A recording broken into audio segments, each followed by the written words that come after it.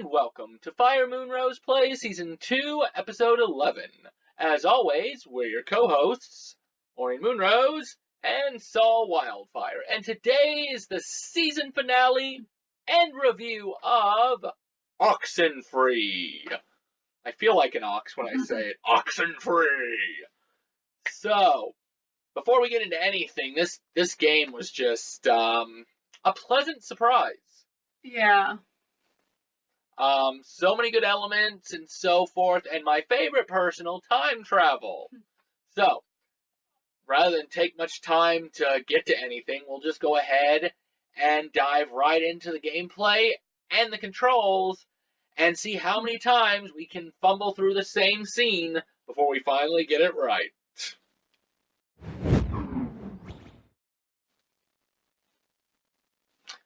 Gameplay and controls. Well, we'll start with the gameplay aspect first, and honestly, there wasn't much I didn't like about Oxenfree. Yeah. For the gameplay. The time travel, nice, or I guess not time travel, as you had slight issues with that, but, the time loop. The time loop was played perfectly throughout the entire game. Like, the very first time that happened, you were like, what? And then they slowly and subtly changed things here and there. So it was never the same thing, or there was different text. That way you knew that you were doing something different. So that if you weren't doing it, they would just sit there and not say anything. So it was a nice humble idea to sit there and change something slightly or have them talk about something differently. Yeah. And that's the first part that I'll talk about is the time aspect with that. And slightly the time travel spoilers at the end of the game. Or different dimension. I'm not sure which. Something like that. Something like that. So, what's yours for gameplay? I got more, but... there was, the rocks. Oh. Yeah, where the radio in general, where you had to do certain things and you saw, like, the light, or you saw the rocks. Right, so the rock formations. Yeah, where you're doing the radio thing. Right, so throughout the game, people who have come to the island before set up these rocks, and they can do a multitude of different things. Really, all we ever learned about was that they could cause lights in the cave, or you picked up these weird broadcasts. Yeah. Another thing that I really liked was the story for the gameplay. Oh, wait, that would probably be in the gameplay section. But I still like the story. I thought we were in the gameplay section. Gameplay, because there is a story aspect. So I want to stay away from that. So another thing that I really liked was the graphics weren't that spectacular. They were like, I want to say 16-bit or something. But it felt like a 2D platformer with a mixture of a little bit of 3D and then puzzles. I think everything together worked out well, the 2D, the 3D, the puzzles. I especially liked the games that they played. The games were interesting. Yeah. Alright, so what else for gameplay? I mean, it had, like, simple buttons, like, you know, the same stick to move around and the same one to jump. Yeah, it was very simplistic. I mean, it was easy to be simplistic when I don't think you can die in the game. Unless you screwed up one of those games, and I don't know on that. Yeah. But yeah, the controls are simplistic. They focus more on the story, which we'll get into a little bit later. But no, I really did like that too. And that comes into the controls. That the controls were simplistic. So we'll go ahead and enter the second part. She already talked about the controls. I liked the controls too. They were easy to operate. They didn't frustrate me. And it was very simplistic. And sometimes, I mean, it is a short game. Yeah. So, I mean, they knew what they had to do. They had to do a story. And you can beat the game in, like, under 4 hours, 3 hours, something like that. So, I mean, having simplistic controls really helped. you could tell that they were focusing more on story and choices. Yeah. So that's what I have to say about the controls, is that they're very easy and smooth, and I mean, like I said, everything, I really kind of liked it, especially for the gameplay. I enjoyed the gameplay. I enjoyed the controls. So, I mean, that does work. So, is there anything else to add? I don't think so. All right. So, I'll go ahead and go with my rating first, since I started off, and I'm going to give it a 9. Okay. I mean, I really, really enjoyed how they did everything. Like, there wasn't much that was wrong with it. The only thing I could say would be, sometimes the map, even though and that's what's giving it a 9 instead of 10, the map is easy to follow, but sometimes the objective is kind of vague. Yeah. And because of it being vague, you can kind of go the wrong way. But the map was very small too, so. Yeah. But I'm definitely going to give that's why it's a 9. Everything was great, but I feel like if anything could have been improved, it was how to get around, or the fact that you have 2 exits, and it does clearly show 2 marks, but it's just like, am I going the right way to get there, or, because the map is 2D when you're moving. It doesn't really show you where you're at in the map, just that you can exit these 2 ways. So that's why I'm giving it a 9. So how about you? What do you give the gameplay and the controls? I have to give it an 8 because I feel like, I mean, I like simplistic games, but I still think there should have been at least one struggle in it. Yeah. And there wasn't even one time where you're like, oh my gosh, I'm gonna fail. Well, that's not fully true, but I think another reason why, no, there was the Hangman game. That Hangman game scared the crap out of me, because I guessed. I think I don't know if you could have died from it. And then there was that mirror running around game. Thankfully, my mind was set to it. But that find something that emits radiation. I mean, if you can't piece that together. I meant like if something's chasing after you. Oh. Mine is a total different one for the aspect of you're gonna lose. Right. Not that type. And let's be fair too, I'll also give the fact that there was no enemies. I mean, there were enemies, but they weren't attacking you or anything. I kind of like the fact that there was no enemies, though, personally. It did make it nice for the game, but see, like you said, with no struggle. With the fact that there was no struggle there, the enemies weren't really a challenge. Like, at least if, like, a boulder was gonna come in or close in on you and you had to push a certain... Like a quick button event or something. And see, that's where I do actually like Telltale games. Yeah. They also have a perfect blend of the story, the gameplay, and whatnot. But like I said, do not get me wrong. As much as I agree with what you said, and the fact that the map wasn't simplistic, I still really did, in the end, enjoy the gameplay and the mechanics. And I think at least if they would have put some up-close scenes, it might have been better, too. Like the cutscenes, at least. Yeah, it was all pretty much for further away type. Right. It literally did mimic that of a 16-bit game. When they went into talk or text, it was still the same graphic. Yeah. The only time it changed was the pictures. When they took pictures of each other, and that was the closest that we got to see for what they look like. But no, I do agree with that too. All right, so I think we've delved enough into this topic. So we're going to go ahead next and move into music and effects. I guess there was a little bit, but we'll talk about that then. So into music and effects, so music.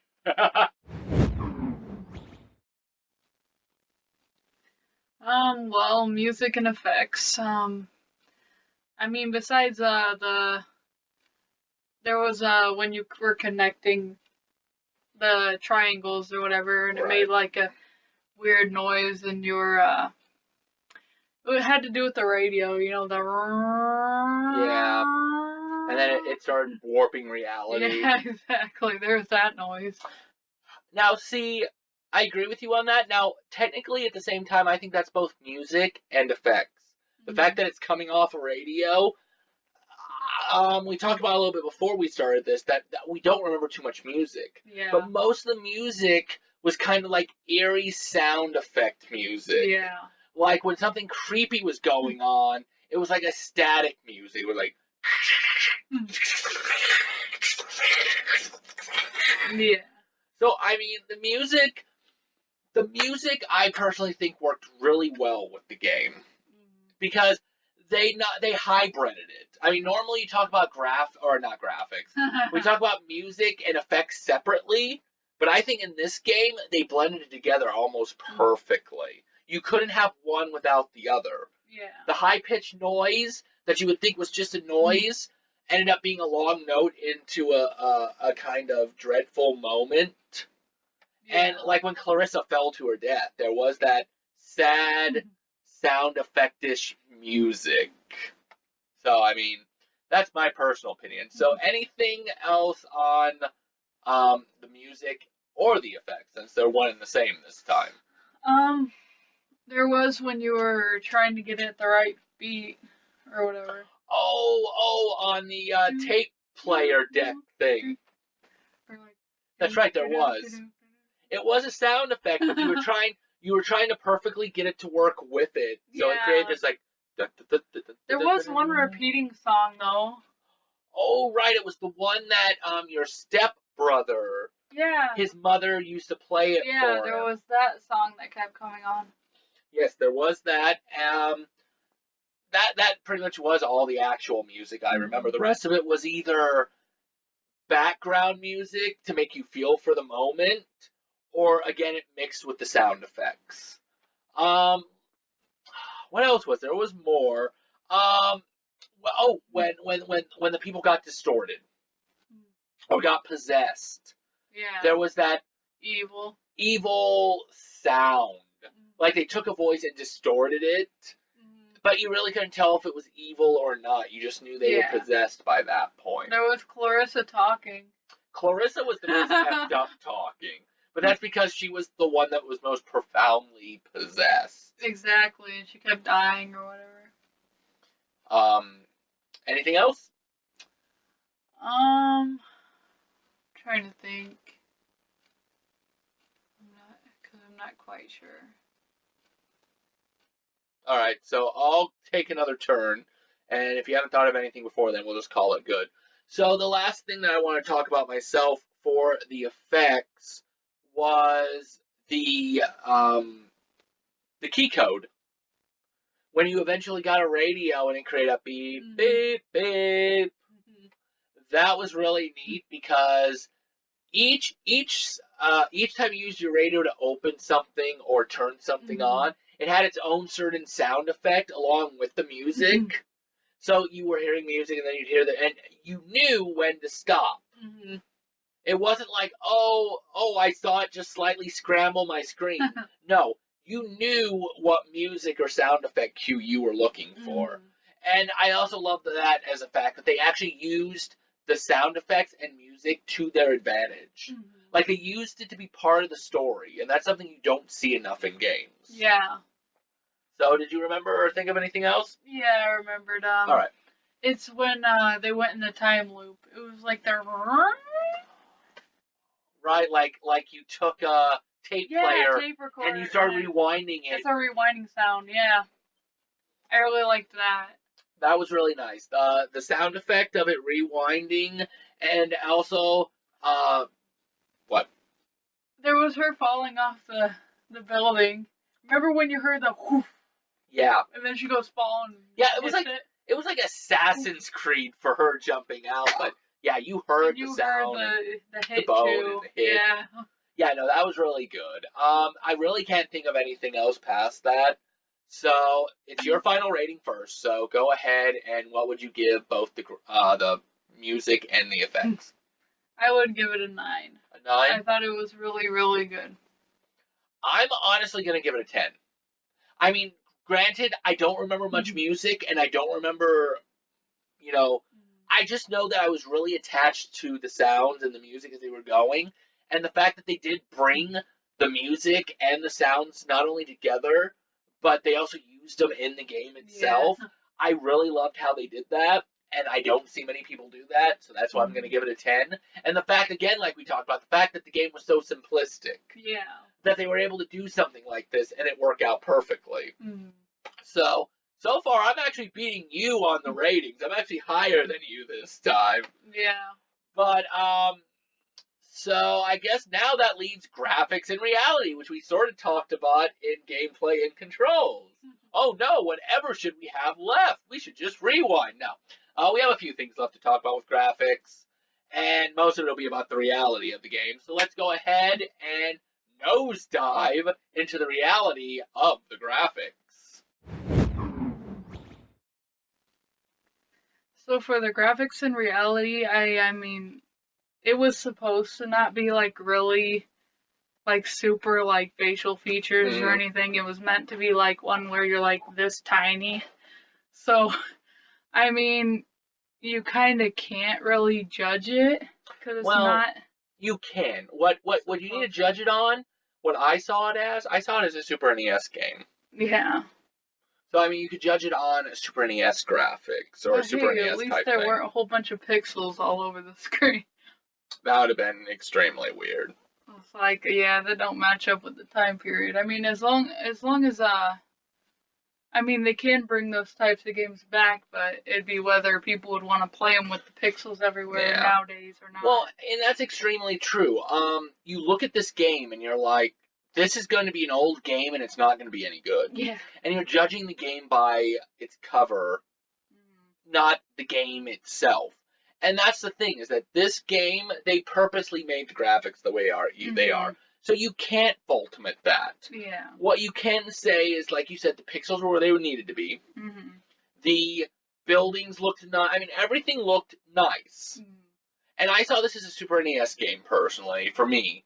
Even though Nintendo would be like, oh, heck no, we suing you for that. But I saw the game as a Super NES game, and Super Nintendo is still, to this day, one of my favorite all-time systems. But you're right, the graphics are interesting, to say the least.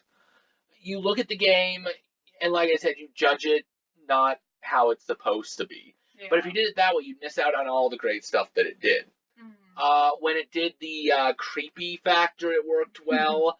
When it did the, the different scenery repeating itself, it would look more dark or twisted. Yeah. So yes, I did enjoy that. And it never really got boring. And after a while, because I mean, at least the music and the sound effects were on par with current day.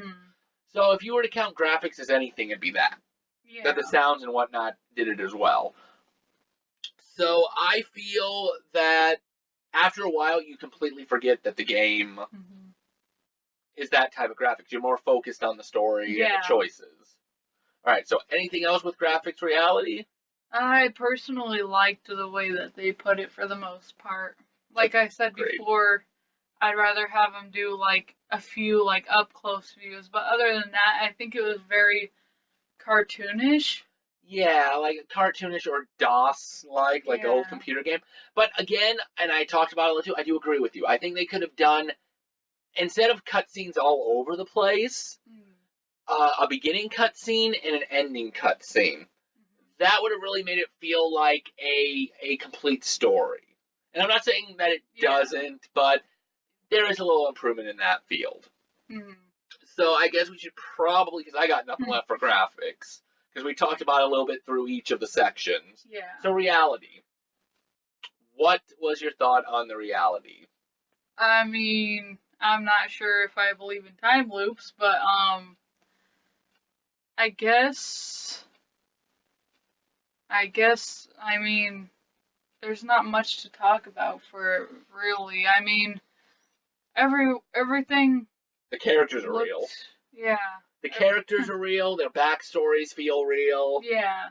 Like, oh, my brother drowned. Exactly. Personality to them anyway, but I believe though some of the things weren't 3D. Yeah. Some of the shapes weren't 3D, and I was a little disappointed in that. But other than that, the reality was pretty much on par. And yeah, I've got to agree with you on that. I mean, I personally do believe there's some form of time travel. Maybe nothing too drastic. I mean, because for instance, the sun the sun's rays take about 8 minutes to hit us. Yeah. So, I mean, we're seeing the sun from 8 minutes ago. That's a form of time travel. It's just not what we think of it as. But if you believe in ghosts, because, I mean, this is basically what it is ghosts. What about when we turn back the clock? We're time traveling, right? That is true, too. Daylight savings time. And then we're jumping ahead an hour. Did not think of that, but that is very true, actually. But, I mean, if you believe in ghosts, then this is going to feel real to you. Yeah.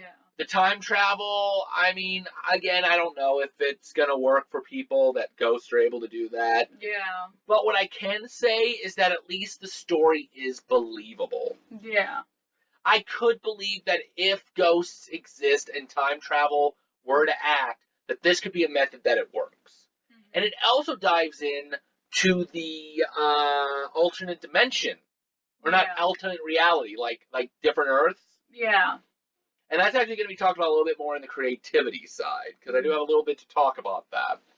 But, so, I mean, reality of it is that it may not be believable for some, it may be for others, but, I mean, as long as you just let the story tell itself, yeah, I think it's real enough. Yeah, for sure. All right, so I think that's really it. Like you said, there's not much to talk about. You kind of took, like, the only thing worth talking about. But hey, it happens. So what is your final rating for the graphics and reality? I give it an 8 personally, just because a few things could have had better shapes, and some of it could have been little pieces in between added to it to make it seem realer. But other than that, it was really good. Now, see, originally I was going to give it a 9, just because of the fact that it's not modern day, and some people would be turned off by it. But then you did mention those cutscenes, and it's been nagging at me. So I was going to give it an 8. I'm going to give it a 7. I'm going to give it a 7 mostly for the fact that I do now wish that there was a extra 2 cutscenes. Yeah. I want to feel the character a little bit more than just the pictures. Exactly, because most of the entire time it was literally just you walking around controlling it. And then the 7 I'm doing, too, just because of the fact that the reality of it, for me, is very plausible. But I can see how some people will be like, yeah, sure, that's real. That's going to happen. I mean, even if they get into the game and really enjoy it, they're still going to have their scoffs at it. Yeah. So I'm going to give it a 7 myself. So let's go ahead and move into my favorite part of the game and what's really the meat and butter, the creativity of the story. So, there's a lot to talk about with the story here. I'm going to go off right on the first part of the story, is the fact that it involves what we think is time travel. What you think? I think it's time travel. It sort of is-ish, though, because you're going back and you have the memory of everything going on. But regardless, it isn't, and spoilers are here again, by the way, at the end of the game, you actually play a different version of yourself. Which actually then throws it into the alternate reality thing. So not only is there a form of time travel, which is time looping, but the story is technically never ending. Yeah. Unless you beat New Game Plus, and then it gets all freaky-deaky again, because you go into the point where you have a choice to send radio messages to a future version of yourself. And tell them, hey, no, don't come. So that's where I'm going to leave that with time travel. All right, so for your side of creativity of the story, what would you like to talk about? I don't know. There isn't much to talk about. It's all about time travel. It's hard to, but I guess you could talk about the character development or the characters. That's still story. Yeah, there's a lot of character development, and I really liked how they kept having that truth or slap in there. I liked that. That was fun.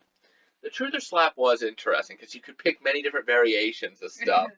My favorite was who would you bang, marry, and kill. And I think my favorite part of that was Clarissa. When you're like, oh, I'd bang that. What, you don't think she's lying? Well, who wouldn't want to? And I'm just like, wow, this deserves to die. Yeah. And then we don't let her die anyway, but... But it's pretty much a whole bunch of choices. Yeah, that's like the whole game is choices. I mean, it doesn't really change the narrative of the story. Mm-hmm. Well, I mean, it sort of does at certain intervals, but it still all plays out to the same. Different people would get possessed is what happens. Or New Game Plus, you get possessed. Yeah. When you're like trying to scare your stepbrother, instead it ends up scaring you. So there's that. Another thing I'd like to talk about is the multiplayer aspect of the game, which there is none. But there's these certain parts in the game where you end up talking with yourself.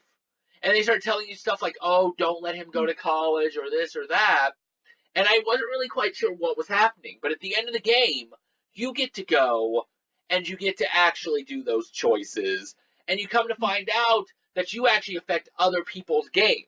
The choices you make, you are actually in another person's game. Yeah. That is a unique way to throw alternate universes together. Mm-hmm. And I mean, it's not really multiplayer, but you could really screw somebody's playthrough over by telling them, oh, let the brother go away. Huh. Or you could just be like, hey, do this, do that, do this. You'll get the best ending. Yay! Anything else?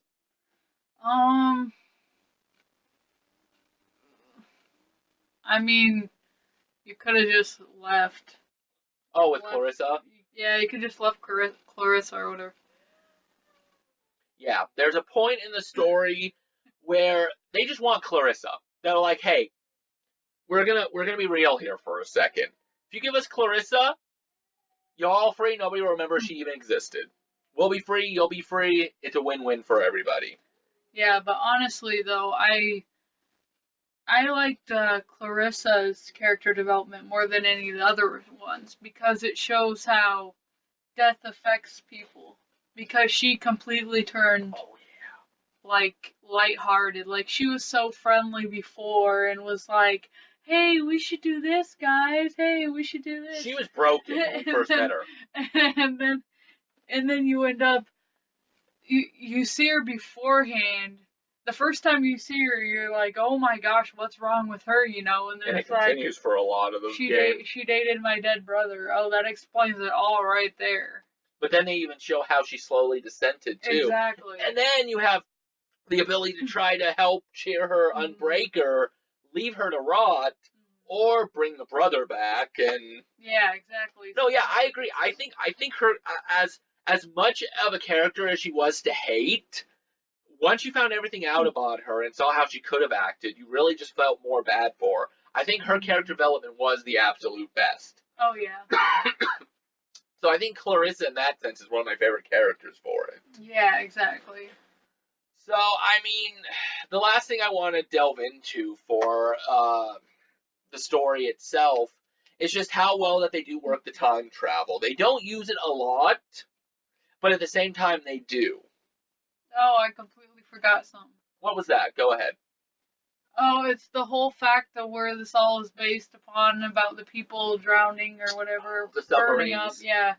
Yeah, the submarine. What was it? They bombed? No, they just sank, I think.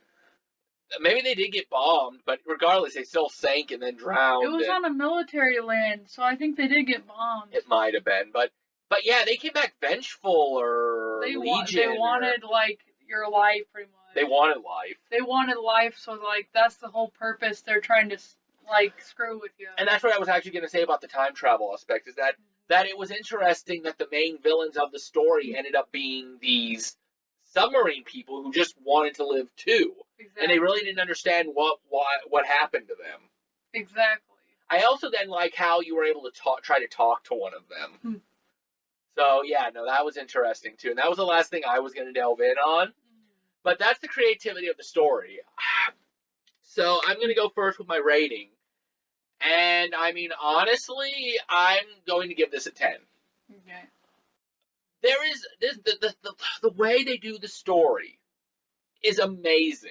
The way they work it, the character development, all that they can do in a short 3 to 4 hour game just amazes me. And to know that Robert Kirkman, the guy who writes The Walking Dead, wants to try to adapt this into a movie, really shows that this has to be a good story going on. And to be fair, if the characters were able to run faster, God, they walk like a snail. Oh, yeah. You could probably beat the game in 2 hours. So, in all honesty, I think they could fit pretty much the entire Oxenfree into a 2-hour movie, maybe even a 3-hour movie, and not lose anything that the game had. Exactly.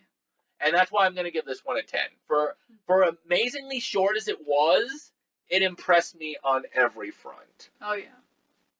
And that's the best type of short games. Alright, so I have to agree. I give it a 10 because just everything from the ship sinking to them trying to get your life and the whole, like, story between all these people coming together, the different storylines. That's true. Like Ren and Nona.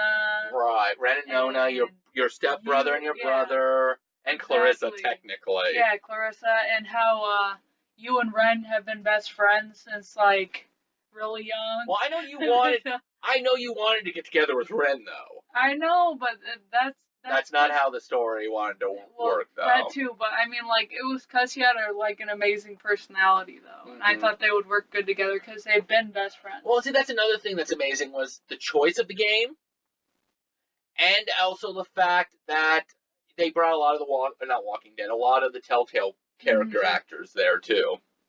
So if there was anything that disappointed, it was probably you didn't have a choice who to end up with. Right. Like, they either were together or not together. I mean, I was like, that's nice. I mean, I agree with you. If there is fault in anything, it is that. Because why the heck couldn't Nona be with Jonas? Well, and remember, Ren brings Jonas if you end up getting your brother back. So you don't even bring him, but he still somehow comes along for the ride. Exactly, or Clarissa could date one of them. Well, like you said, the story, the endings to the story wasn't that advanced. Because at least in The Walking Dead Season 2, spoilers here for the game, you could choose to go with Kenny or the other girl, and it drastically changed how the outcome was, even though by the time Season 3 comes along, they've morphed it all back together, because they need to tell the story again. Yes. But this one didn't have, like you said, that many endings. It was just different variations of it. And the choices, they did sort of matter, but in the end, it was more story-orientated still, so it was kind of like false choices, so I see where you could come from with the... Yeah, there needed a little bit more choices, but other than that, I still give it a 10. Yeah, no, I mean, even with that, I mean, they had a story to tell. Yeah. They wanted to give you the freedom of choice, and basically just wanted to tell you their story, and I think on that aspect, they did amazingly well. Yeah. Alright, so let's go ahead into final rating, and see exactly what both of us rated this as a whole. This ought to be interesting. Alright, so since I'm kind of conflicted on what to give it for a final score, I'm going to go ahead and give it over to you, so you can tell us yours first and see if that helps me decide a even number, or odd, I guess.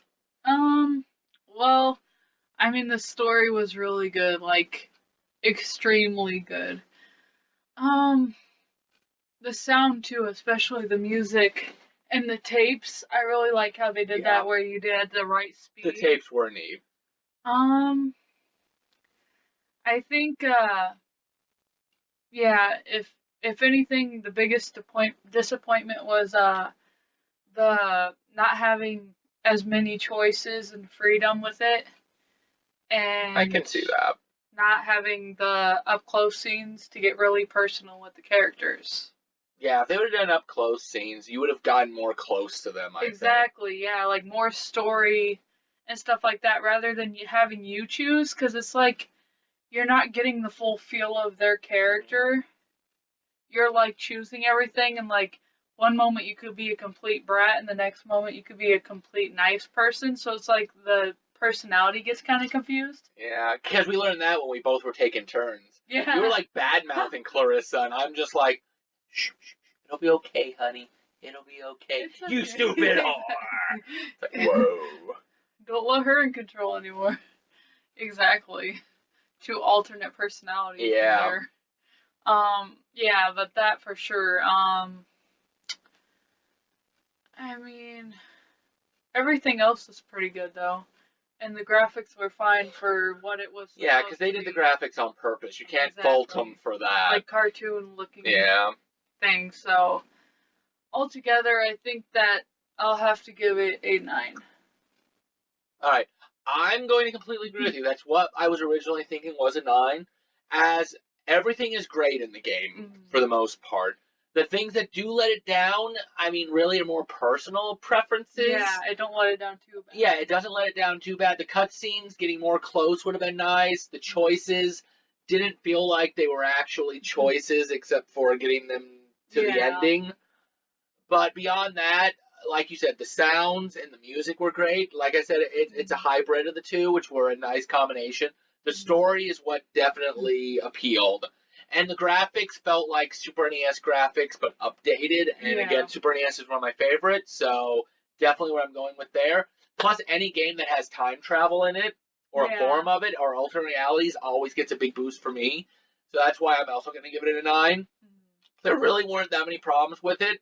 I guess if the 9 was for anything, besides if we weren't counting the cutscenes or the choices, it'd be the fact that it's still a short game. Yeah. Now, don't get me wrong. If they would have made the game longer, it probably would have ruined it. Yeah. So, but I mean, depending on how much you have to pay for this when you buy it, is pretty much determining what the score is. But between everything she said, plus, like I said, with it still being sort of a short game, I'm going to give it a 9. I mean, there is few games that I do give a 10. I honestly think I gave The Evil Within a 10, but that's because I really felt like it was the first iteration of them bringing back survival horror. Yeah. And even when I was losing in Akuma difficulty, I still really knew it was my fault and enjoyed it. But yeah, this game is a 9. I mean, if they were to remake it someday and just do the things that we stated, it'd probably definitely bounce it up to a 10. Yeah. All right, so I guess for our final score, it's a 9 for this game, a 9 out of 10, which is not bad. So, with that out of the way, we're going to go ahead and start Season 3 up next time and be playing co-op, well, no, not co-op, taking turns on Limbo. So, come back then. And remember, keep gaming, never give up, and there can only be one of us. Hello, and welcome to FireMoonRose-Play, Season 2, Episode 11.